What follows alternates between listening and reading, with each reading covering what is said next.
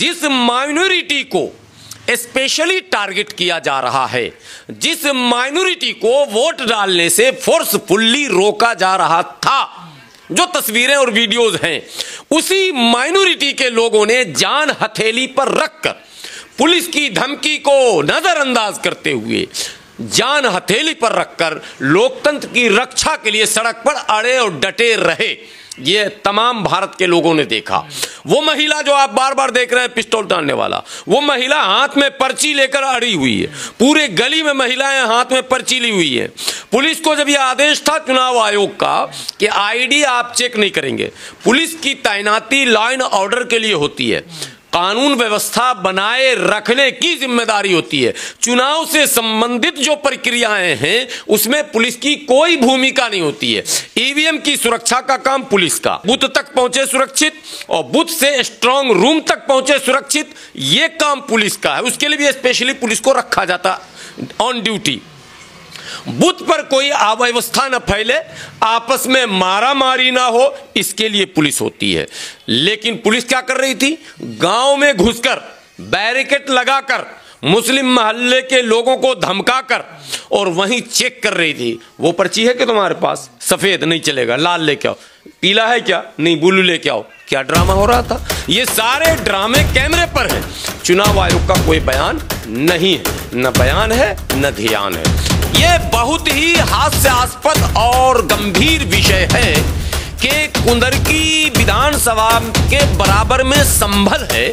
संभल की एक जामा मस्जिद में कथित तौर पर कुछ लोगों ने मंदिर होने का आरोप लगाया और स्थानीय जिला अदालत के आदेश से उसके सर्वे का ऑर्डर कर दिया गया और वो संवेदनशील बना दिया गया। वहां फोर्स तैनात कर दिए गए, मस्जिदों पर निगरानी शुरू हो गई और कमिश्नर जो जाते हैं वो क्या कहते हैं सर्वे के लिए, वो बहाल भी कर दिए गए और वो लोग एंट्री भी ले लिए।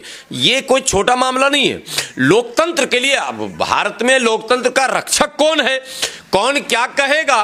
अगर आप रवीश कुमार की सुनेंगे तो वो तो कल से रट रहे हैं कि समाजवादी पार्टी ना होती तो ये तस्वीरें भी ना आ पाती, समाजवादी पार्टी ना होती तो वो पुलिस जो निलंबित हुए वो ना होते, इत्यादि इत्यादि।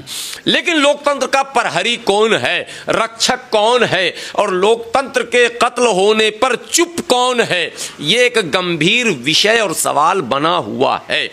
अब सपा प्रमुख का जो बयान है वो अपर्याप्त है।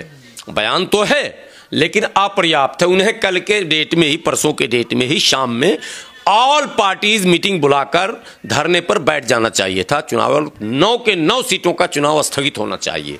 देश में एक संदेश जाना चाहिए कि गुंडा तंत्र नहीं चलेगा। पावर और सत्ता के बल पर सत्ता का दुरुपयोग करके चुनाव जीतने की परंपरा यदि सुदृढ़ और मजबूत हो जाती है, स्थापित हो जाती है अगर यह परंपरा, तो आने वाले दिन और भी घातक होंगे। लोकतंत्र का महापर्व कहा जाता है चुनाव को। माने एक पर्व होता है, एक उल्लास होता है कि हमें अपना प्रतिनिधि चुनने का एक अवसर भारतीय संविधान हमें दे रहा, लेकिन हमें कहां चुनने दिया जा रहा? हमें तो रोका जा रहा, हमें तो कहा जा रहा नहीं तुम किसको चुनने जा रहे हो, वो तो योगी जी जिसको चाहेंगे वही चुनाएगा। तो 9 के 9 सीट, एग्जिट पोल को उठाकर फेंक दो, 9 के 9 सीट भारतीय जनता पार्टी जीतने जा रही है। पहले चुनाव से पहले एक खेल जो भाजपा खेलती आ रही है उसमें तो वो सफल थी ही, यानी कि एक एक सीट पर 10-10 मुसलमान, 15-15 जहन्नम में जाए ऐसा मुसलमान जिसको चुनाव लड़ने का भूत सवार है, अल्लाह करे उसका भूत उतार दे कोई पकड़ के, योगी जी का पुलिस ही उतार दे, कमबख्त उसी की पिटाई हो जाती। जनता बेचारे को क्यों परेशान किया गया? एक तो ये भूत सवार है, पैसा ज्यादा है मुसलमान तेरे पास, चुनाव लड़ने का था हमसे संपर्क कर ले, जन्नत भी तेरे लिए रिजर्व हो जाएगा, दुनिया में मरने के बाद तेरा लोग नाम लेंगे कि हाँ कुछ करके गया। ये चुनाव में दलाली करने के लिए 10,000 20,000 वोट को काटने के लिए, लाख 2 लाख रुपये के लालच में या फिर गुरूर में, नहीं समझे, हमने कमा लिया। 2 तरह के लोग खड़े रहते हैं, सारे दलाल नहीं खड़े होते। कुछ को पैसे का इतना घमंड हो जाता है कि अगर सपा ने टिकट नहीं दिया, बसपा ने नहीं दिया, कांग्रेस ने नहीं दिया, फलां ने नहीं दिया, तो भी मैं लड़ूंगा। ठीक है, तो वो लड़ते हैं। तो 18-18, 16-16, 15-15 तो मुसलमान लड़ रहे थे कुंदरकी, मीरापुर और इस तरह के मुस्लिम बाहुल क्षेत्रों में। तो एक तो पहले ही करेला, ऊपर से नीम, पहले तो ये लड़ रहे थे चुनाव में तो वोट ऐसे ही कट के ख़त्म हो गया। उसके बाद वोट डालने ना दिया जाना, तो कुल मिला के परिणाम तो सामने है। हम हताश हैं, निराश हैं, उदास हैं, और भारत के तमाम लोग जो लोकतंत्र पर जिनकी आस्था, वो लोकतंत्र पर जिनको गर्व है, वो शर्मिंदा हैं, वो उदास हैं। मैं तमाम दल के नेताओं से अपील करता हूं कि इस परंपरा पर विराम लगाने के लिए अपनी उन तमाम ऊर्जाओं, ताकतों का इस्तेमाल करें। अन्यथा वो जो संविधान लहराने वाला ड्रामा कर रहे हैं राहुल गांधी जी, वो संविधान कहीं बक्से में बंद करें। उस बचने उचने वाला ऐसे ये परंपरा अगर स्थापित हो गई तो फिर फोर्सफुल्ली हर जगह चुनाव होगा, हर जगह दुरुपयोग होगा, हर जगह इनडायरेक्टली। एक तो ईवीएम डाउटफुल जो मसला, वो तो अपने आप एक अलग मुद्दा है, लेकिन अब ये जो मुद्दा है ये ज़्यादा उससे भी गंभीर है और सबसे गंभीर है। इसलिए इससे बचने के लिए सबको गोलबंद होने की आवश्यकता और सिविल सोसाइटीज़ को भी इस पर आवाज़ उठाने की ज़रूरत है। देखिए, सबसे पहले तो मुझे आश्चर्य इस बात पर है कि अब तक चुनाव आयोग की तरफ से कोई ऐसा बयान नहीं आया जिससे ये लगे कि कहीं से रिपोल होगा या फिर से पूरे विधानसभा के चुनाव को स्थगित किया जाएगा। जबकि समाजवादी पार्टी के कुंदरकी के जो प्रत्याशी हाजी रिजवान, उन्होंने चुनाव का बहिष्कार कर दिया था दोपहर के बाद, और उन्होंने ये भी कहा कि मैं काउंटिंग में भी नहीं जाऊंगा, मैं गिनती का भी बहिष्कार करता हूं। मजाक उड़ाने वालों के लिए ये कहना बड़ा आसान है कि उन्होंने हार मान लिया। इस तरह के बयान देने वालों को लोग कहते हैं कि हताश हैं, निराश हैं, चूँकि उनको पता है कि हार रहे हैं। ये भाजपा के लोग कह भी रहे हैं, इसलिए उन्होंने इस तरह का बयान दिया। लेकिन जो तस्वीरें आई हैं, केवल वो रिवॉल्वर तानने वाला मामला नहीं है, इसके अतिरिक्त कम से कम 20 ऐसे वीडियोज़ मार्केट में हैं ऑलरेडी, जिसकी सत्यता और प्रामाणिकता पर कोई प्रश्न चिन्ह नहीं लग सकता है, और वो दर्शाते हैं कि लोकतंत्र का मजाक उड़ाया गया है। और चुनाव में पहले 90 के दशक में हम लोग सुनते थे कि बूथ कैप्चरिंग होता था दबंगों के द्वारा।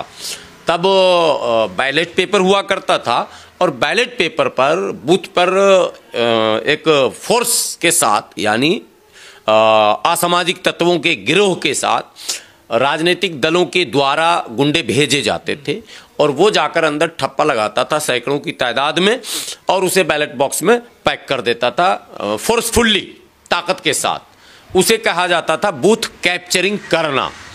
बाद के दिनों में आप लोगों को याद होगा, मैं 2005 में बहुत होश में था, चुनाव लड़ा था खुद, तो टीएन शेषन का ज़माना आया। टीएन शेषन के आने के बाद हेलीकॉप्टर से निगरानी की जाती थी, ड्रोन नहीं था उस वक्त, और टीएन शेषन ने ऐसा भय बनाया था चुनाव आयोग का। भारत में पहली बार किसी को लगा कि चुनाव आयोग भी कोई एक संस्था है और उसके भी कुछ अधिकार हैं। ये टीएन शेषन ने इसका आभास कराया, इसका एहसास कराया। टीएन शेषन के ज़माने में अत्यंत शांतिपूर्वक पारदर्शी चुनाव संपन्न हुआ था, जो भी परिणाम थे वो संतोषजनक थे। बाद के दिनों में धीरे धीरे कांग्रेस जब फिर से लौटने लगी, तो कांग्रेस ने 9 से 14 के बाद, ये 5 का ज़माना है, 9 से 14 के बाद फिर एजेंसियों के दुरुपयोग का आरोप कांग्रेस पर लगा। आपको याद होगा सीबीआई को तोता की संज्ञा जो है वो कांग्रेस के शासनकाल में मिला था। भारतीय जनता पार्टी चूंकि कांग्रेस की रंगीन फोटोकॉपी है, एक होता ब्लैक एंड व्हाइट फोटोकॉपी, एक होता रंगीन फोटोकॉपी। भाजपा का अपना कोई एजेंडा नहीं है, भाजपा का अपना कोई भविष्य का प्लान नहीं है। भाजपा वही कर रही है जो कांग्रेस किया करती थी। मैं जब ये बात कहता हूं तो कुछ लोग, हमारे लोग मीन्स मुसलमान और SC ST के लोग, OBC के लोग, हमें ये कहते हैं कि नहीं, भाजपा की तुलना कांग्रेस से या कांग्रेस की तुलना भाजपा से आप नहीं कर सकते।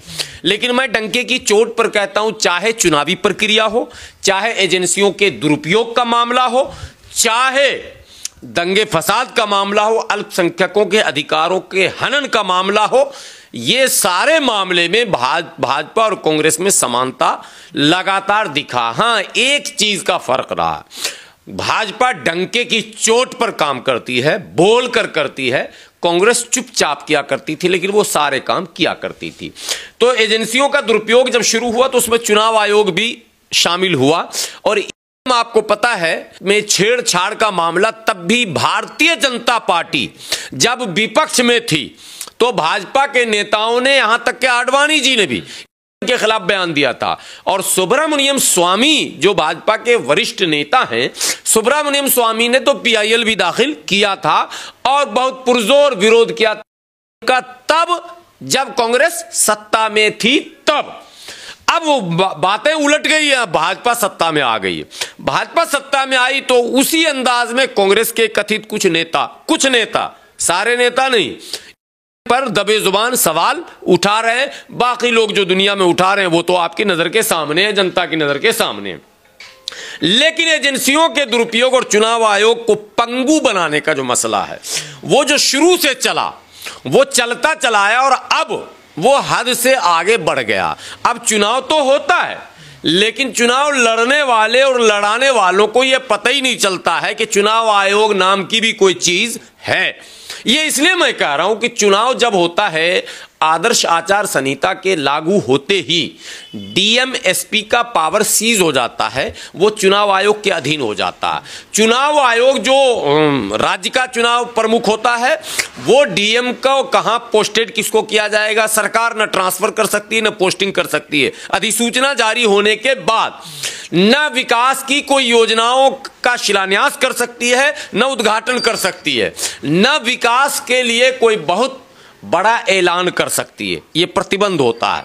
लेकिन यहां क्या हुआ, चुनाव का ऐलान हो गया, उपचुनाव हो रहे हैं और सरकार अपना वो सारा एजेंडा जो ध्रुवीकरण का होता है उस पर लगातार काम करती रही। यहां तक के स्थानीय जिला अदालत से एक आदेश पारित करवाया जाता है संभल में। कुनर की वही है, आज बता दे रहा हूं।